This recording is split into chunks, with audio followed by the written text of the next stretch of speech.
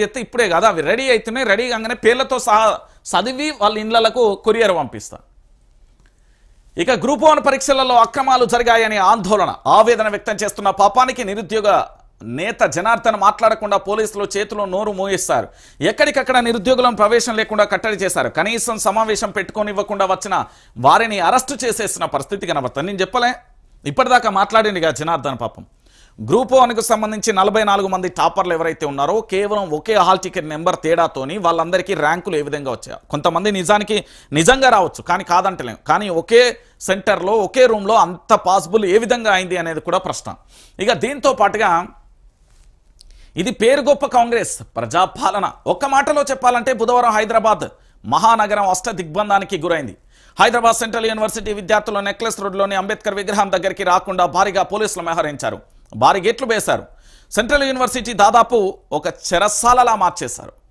మీడియాకు కూడా అనుమతి ఇవ్వకుండా గేట్లు మూసేశారు. మరోవైపు గ్రూప్ 1 అభ్యర్థుల సమావేశం అవుతున్నారని అనుమానంతో సిటీ సెంట్రల్ లైబ్రరీకి తాళాలు వేశారు. అశోక్ నగర్కి వెళ్లే అన్ని దారులను కూడా ఆపివేశారు. ఇది పాలన. కాంగ్రెస్ పాలనకు సంబంధించి మీరందరూ కూడా ఆలోచిస్తే చాలా హృదయ విదారకమైన సంఘటనలు బయటకు వస్తాయి. అరే గ్రూప్ 1లో అక్రమాలు జరిగాయని ప్రెస్ మీట్ పెట్టనియరు. పోనీ వాళ్ళు సిటీ సెంట్రల్ లైబ్రరీకి సంబంధించి సమావేశం అయితే తాళాలేస్తారు.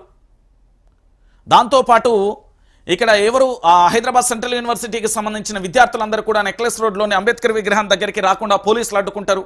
భారీ గేట్లు పెడతారు. సెంట్రల్ యూనివర్సిటీని పూర్తి స్థాయిలో లాక్ చేసేస్తారు. అది చెరసాలనా ఏమన్నా పూర్తి స్థాయిలో కూడా? అది ఏంది జైలా అంటున్నా, జైలా అని అడుగుతున్నా. ఈరోజు ఇది ప్రజాస్వామ్యమా పోలీసుల రాజ్యమా? ప్రభుత్వం చేస్తున్న అన్యాయాన్ని అడ్డుకోవడానికి కొందరు హైకోర్టు వెళ్లారు. పర్యావరణాన్ని కాపాడాలంటూ రేవంత్ సర్కార్ చేస్తున్న విధ్వంసాన్ని అడ్డుకోవాలని విజ్ఞప్తి చేశారు. హైదరాబాద్ సెంట్రల్ యూనివర్సిటీ భూములలో చేపట్టిన పనులను తక్షణమే రేపటికి వాయిదా వేయాలని ఆపివేయాలని ఆదేశించింది. కానీ ప్రభుత్వ ఆర్డర్ కాపీ అందలేదని సాంకేతిక కారణాన్ని చూపుతూ సాయంత్రం దాకా చెట్లను కూల్చివేతకు కొనసాగించింది. ఇప్పటికే 80% చెట్లు ధ్వంసమైపోయిన పరిస్థితి కనబడుతుంది.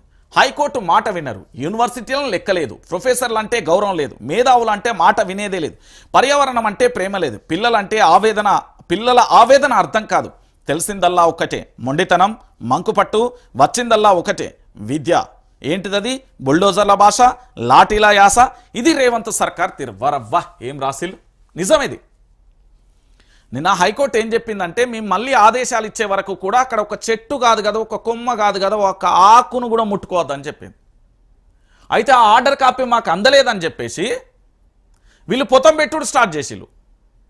ఇప్పుడు ఆర్డర్ కాపీ సాంకేతిక కారణాలతోనే ఆలస్యం అయిపోయింది అనుకో, కథం సాయంత్రం వరకు 80% వరకు పొతం పెట్టేసిళ్ళు ఆల్రెడీ. అక్కడ ఏం లేదు. ఇప్పుడు మీరు సెంట్రల్ యూనివర్సిటీకి సంబంధించిన 400 ఎకరాలకు సంబంధించి డ్రోన్ ఎగరేస్తే 4 మీద కేసులు పెట్టి వాళ్ళని అరెస్ట్ చేసిళ్ళు. ఈరోజు ఆ ఆర్డర్ కాపీ అందలేదని పూర్తి స్థాయిలో కూడా సాంకేతిక కారణాలను చూపించి పనులు చేపించిన పరిస్థితి కనబడుతుంది. ఇక ఏంది రేవంత్ సర్కార్కు తెలిసింది రెండు నా భాషలో అయితే. ఒకటి మొండితనం, రెండోది మంకుపట్టు. చిన్నపిల్లలు గాక ఎండాకాలం వస్తే బయటికి తీసుకెళ్తే మమ్మీ నాకు ఐస్ క్రీమ్ కావాలంటారు, లేకపోతే ఏదైనా జాతరకు పోతే బొమ్మలు కావాలన్నట్టుగా ఈ తెలంగాణ రాష్ట్రాన్ని చాలా భయంకరంగా కూడా పరిపాలిస్తున్నాం. మీరు 20 ఏళ్ళు కాదు మళ్ళీ 40 ఏళ్ళ కాడికి అయిపోతుంది. ఉమ్మడి ఆంధ్రప్రదేశ్ పాలన కంటే చిత్రహింసలు అనుభవించాల్సిన పరిస్థితి ఏర్పడుతుంది ఈరోజు తెలంగాణలో ఉన్న ప్రతి పౌరుడు కూడా. అరే విద్యార్థులు అంటే గౌరవం లేదు, యూనివర్సిటీలు అంటే గౌరవం లేదు, లెక్చరర్ ప్రొఫెసర్లు అంటే గౌరవం లేదు. ఎవరండి ఇంకా గౌరవం ఇచ్చేది వీళ్ళను? ఎవరికి ఇస్తారు వీళ్ళు గౌరవం? నిన్న అక్కడ ఉన్న ప్రొఫెసర్లు కూడా నిరసన వ్యక్తం చేస్తే వాళ్ళని కొట్టిరండి. చాలా బాధాకరమైన విషయం. ఇక ఈ రాష్ట్రాన్ని దేవుడే కాపాడాలి, అన్నిటికీ దేవుడే దిక్కు. ఇక నేనేమంటున్నా అంటే క్రైస్తవులు ఏస్తుక్రీస్తు నమ్మినట్టు పూజలు చేయరు, హిందువులందరూ హిందూ దేవాలయాలే, ముస్లింలందరూ ముస్లింలు, అంతే దేవుడే కాపాడాలి. ఈ రాక్షస పాలన నుండి విముక్తి కావాలని కోరుకుందాం. ఖచ్చితంగా విముక్తి కావాల్సిందే.